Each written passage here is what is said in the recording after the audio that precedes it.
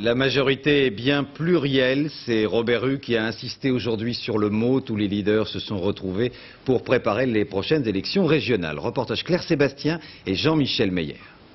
C'est sous haute protection qu'a eu lieu à la Maison de l'Amérique latine le rendez-vous de la gauche plurielle. Chacun son chemin, les partenaires arrivent pour finaliser un accord pour les élections régionales.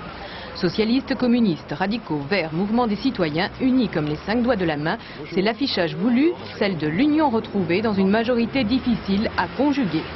La majorité plurielle, pour moi, les deux termes sont absolument indissociables.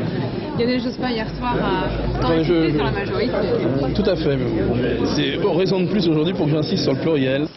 À table, l'union à 5 dans un carré, c'est déjà difficile. Alors l'accord sera conclu, mais à géométrie variable. Une quinzaine de régions afficheront l'union sacrée des 5 familles. Pour faire campagne ensemble, il fallait aussi se ressouder. Tentative. Restons en suspens et en insatisfaction en ce qui concerne l'action conjoncturelle du gouvernement, mais nous le soutenons aussi bien du point de vue parlementaire que dans son action à long terme. La durée, Robert Rue la revendique aussi pour la participation communiste au gouvernement. Au sorti de la réunion, il taira donc ses regrets sur la non-augmentation des minima sociaux. Le PS est satisfait. La logique majoritaire l'a emporté sans que le pluriel disparaisse.